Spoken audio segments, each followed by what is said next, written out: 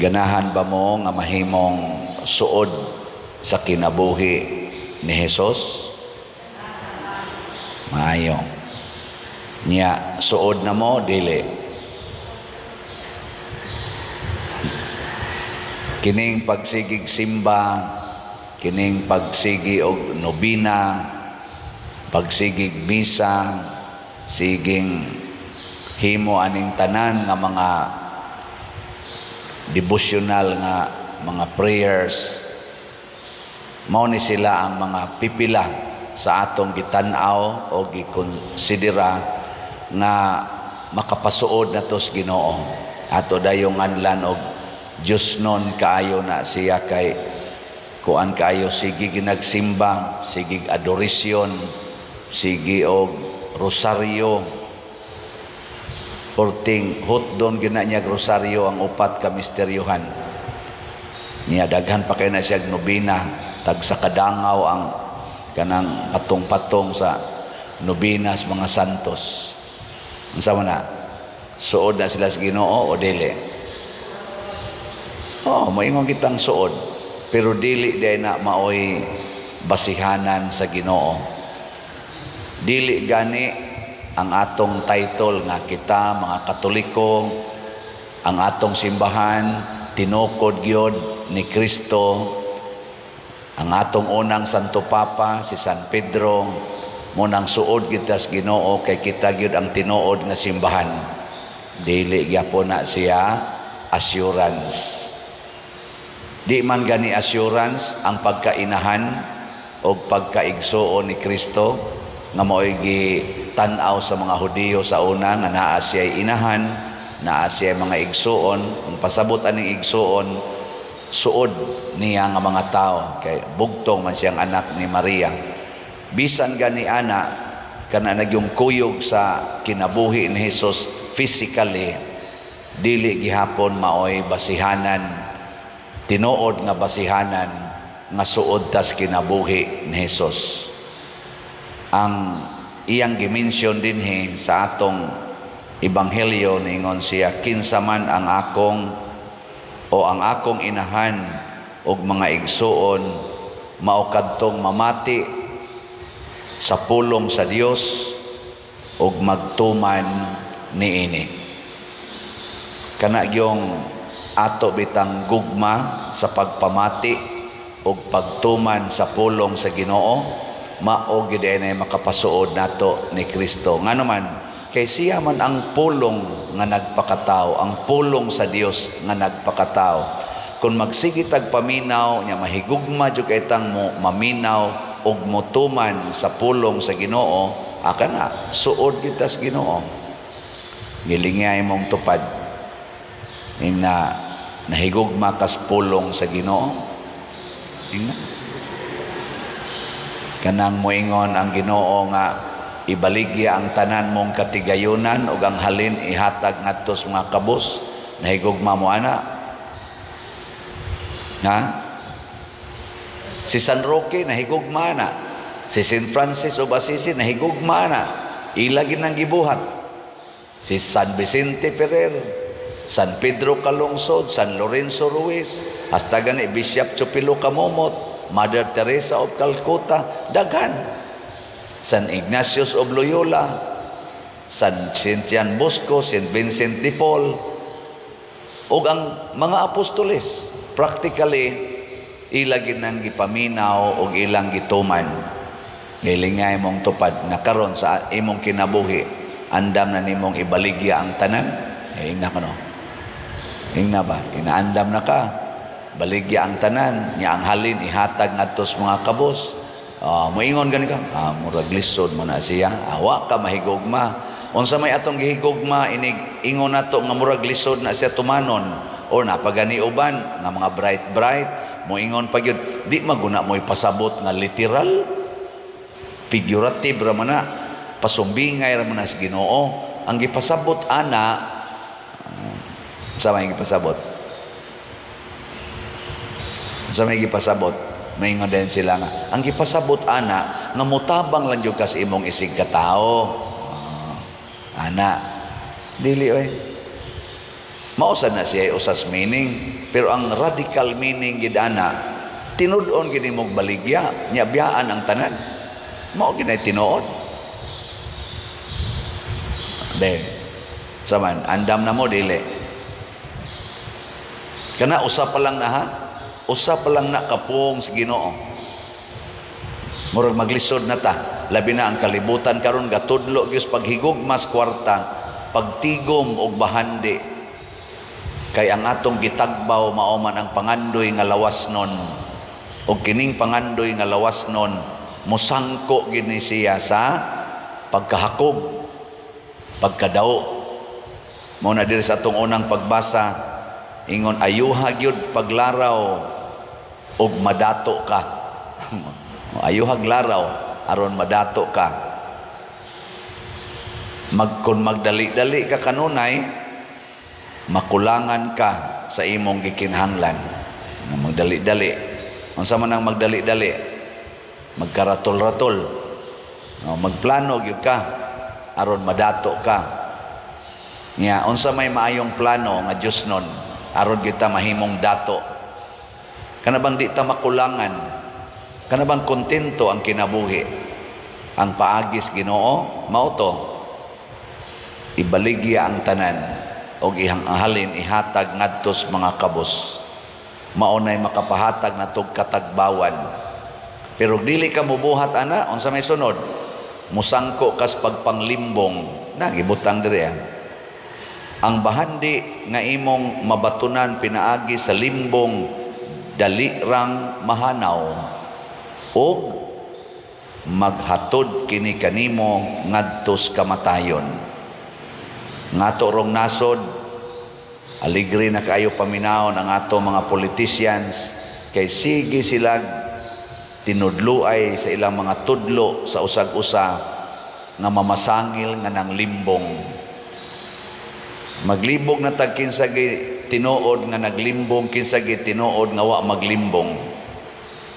Kaya katong nagtudlo nga naglimbong, ingnon man sa speakers nga otro sa ka, ipakita dayon ang ilang mga kaning posible nga mga basihanan nga naglimbong. Daghan sa kayong mga bahandi nya questionon dayon diin man nimo gikan. May lang kang motudlo nya ikaw sa day otro sa day kang daghan kay questionable ana nya mo baos sa sang usa kay ni deng ni imo man sad ni baos sa sang usab ikaw di ay gapasapasa na lang ngilingay mong tupad. Ing nawa juga kasuway ng limbong. Lingi abay, nawa juga kasuway nga ng limbong ka. Oy, usahay mang limbong kita bisan gani ka ng simple kayo sari-sari store, limbong gani ka na. Baligya gani ka mga utanon, mang limbong pamangani. Ambot na langit ba to akong mama, kato akong mama siaw man to. Miligya mig utanon des carbon, adas tabuan, ini traba kayo niya. Ako magbantay man ko sa mga katong kalbasa, mga gabi, ana. Mama yung taguin na dias luyo. Buta nga yung tulo ka buk dito. So okay, tiwasan tiwasono na lang. Hindi apay dagas luyo. Nako mama ba mang limbong yun.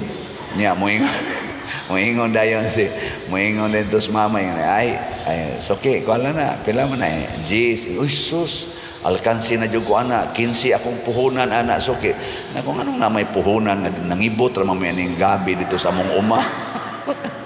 Kami karga kana bang ang iya sa dato diskarte lang sa to para mahalin og arang-arang pero panglimbong mangyapon na ang bahandi sa kalibutan dili makatagbaw kun ang bahandi mao nay atong tinguhaon.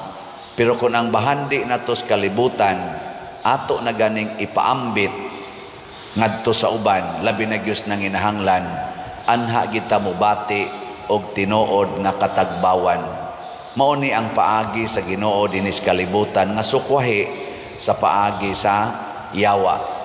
Ang yawa kay iya man tang tudluan, imo na ni, imo na ni, imo na ni, imo ni tanang gingharian, imo ni tanang kwarta, imo ning tanang gahom, imo ni tanang dungog aron ka matagbaw. Dili ang makatagbaw gyud dinhis kalibutan mao gyud ang pagpaambit. Sige lang yung paambit. hangtod ta mga matay. Mao na ang dalan sa Ginoo dinhis kalibutan.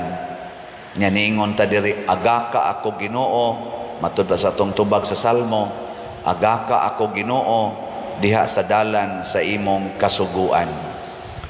Kamong mga asawa nga magsigi og tuman sa sugo sa Ginoo nga tahura sunda ang inyong bana, sige gyud mong hatag anas inyong bana. Ang tinuod yun ninyong bation, tagbaw kay mo sa inyong kinabuhi, kontento kay mo sa inyong bana, bisan pagtamparuson ka panagsa mo. Adi mong to, awa pa man mo tuman ana. Kamusang mga bana nga magsigig tuman sa sugos Ginoo nga nagingon higugmaa ang inyong asawa, ampingi sila nga dili makasala, aron pirmi gid silang limpyo sa matas Ginoo. Nya magpakamatay gid mo ana mga bana, di nyo surang-surangon yung asawa, dili ninyo tagaag mga kasakit, pinaagi ang inyong mga bisyo. Pagkaninduta sa imong kinabuhi, kana bang mo pugong yug ka? Ako sad nga pari, mosunod gyud ko sa sugos Ginoo nga puy gyud padre ang kinabuhi nga kakabos kanang silibasi o kanang obedience ngadto sa imong mga superiors o sa simbahan, o ako ginang puyan, labi na ginang kakabos nya ang tanang kolekta ato yung gamiton para simbahan. Tagbaw kay ko sa akong kinabuhi ana. Nya kamusad unsam sa inyong bation? Di mo matagbaw, tagbaw san mo. Oh. Kitang tanan matagbaw, mao na siya ang giingos Ginoo nga gitawag og kaluwasan.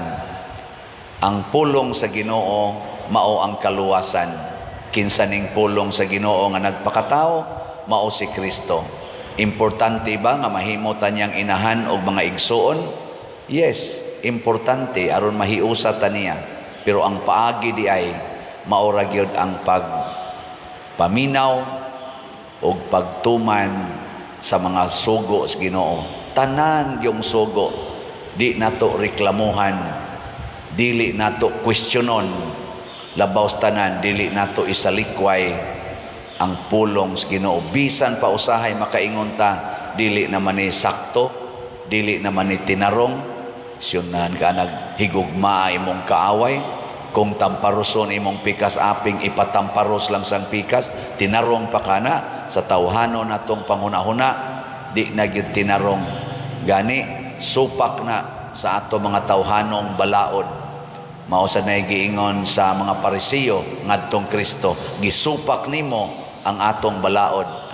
Gitubag sa sila ni Kristo, kamo gihimo ninyong balaod ang kinaiya sa tao, ang tawhanong mga pagtulunan, mo'y inyong gihimong balaod, apan gisalikway ninyo ang balaod sa Dios. Munay kuyaw, ang balaod sa tao mao nanoy atong higugmaon, nya ang balaod sa Dios nga maogi makahatag natong kaluwasan, mao nanoy atong isalikway, mao pagi atong questionon. Pagkadakong dimalas ug mao na ni rin hitabo sa kalibutan, mo nang nagantos na ta aning kawat, korupsyon, uban pa diha. Grabe kaayo nga to karong nasod, musugot mo sa dili, lingi lang mo dias palibot, duo lang mo atos tindahan, palit mo dito bugas, palit mo unsa diha nga basic needs, makaingon jud kang lisod na gyud ang Pilipinas. Ngano man maglisod na tag-afford. Pila na rong kilos bugas? Pila? 60 kapit. Nya ug mo income kuno kag 21 pesos ko ana na aw sa to mao ba to na average mao na kuno nay average average ang imong life sa ato pa dili naka below average. Unya bugas pa lang daan 60 na kapin sa aning pagkabuhi ana nya punan pa nimo anang mga basic needs nato. Increase ang kuryente, increase sad ang gasolina, increase na sad ani ang mga uban pang mga palitonon. Pait kayo ang atong nasod, pait. Unsa may gibuhat sa atong mga leaders, nagasigig away ay, siging away, siging away. Masulbad bago ng atong kalisod, pinaagi ng away, nya gabayad ra ba ta ng ilang away? Kanus-a pa man sila makaamgo ang atong mga leaders sa gobyerno, hasta sa simbahan. Ay apil na lang gid mga pare, ay lang ng mga gobyerno kay popariha ra mig batasan ana. Kanus-a pa man ta makaamgo nga naa di ay sa pagpanghatag og alagad ngadto sa mga kabus ang makasulbad sa atong kinabuhi, dili ang pagsigig padato ilog ani mga yuta, mga kwarta, mga dungog, gahom. O maabot sa datong eleksyon, hala dinautay na sa nito to the max. Kuan kana bang wa di gyud pang Ginoo ba? Mo na kita example kita din sa Pilipinas, pagkadato sa Pilipinas, pagkadaghan sa gustong mopahimo sa Pilipinas, pero karon ang Pilipinas murag yung babae nga Miss Universe nga gitabangan og daghang mga lalaki, bati na kaignaw nya wa nay ligo baho na kaayo, ganahan pa mo ana, pero porting gwapaha anas una gikunis-kunis nas lain-laing mga lalaki sa kinsa na lay mo bunlot ana hangtod nga mura nagbuang wa na siya'y ikalimpyo sa iyang kaugalingon. Tanawang atong mga drainages mubaha na ta, mulunop na ta, hugaw na kaing atong palibot og mokusog ang uwan, hugaw ang atong mga dagat, hugaw ang atong palibot, hugaw ang atong hangin dinhi, hugaw na kayo ang Pilipinas. Hastang ato mga bukid, hugaw na, landslide, quarrying, illegal logging, wana kapatuyang na lang, illegal mining, prostitution, shabu, alam, daghan na kayong drugas, hugaw na kayo. Kaguhapa unta gyud Pilipinas. Ngilingay mong tupad, na gusto pa kang magwapa, gusto ka magwapa o magwapo, gusto tang maulian ning atong nasod, hala, kitang tanan, mga dato o pobre, mga naay posisyon o mga sulugoon, maminaw ta o mosunod ta sa pulong sa Ginoo. Katoliko ta, majority. Kristiyano ta, 90% Christians din sa Pilipinas. Puy anato ang pulong sa Ginoo, masulbad ning tanan, munindot ning tanan, mahimotang malambuon kayo. Pero magsigit padayon aning atong yawanon nga mga batasan, muratag mga taong professional, pero atong tawgon og unprofessional ang atong mga buhat. Muratag mga taong katoliko, apan yawanon ang atong mga buhat. Mga guba kita ani. Sige katong magbinuotan, manindog na ta.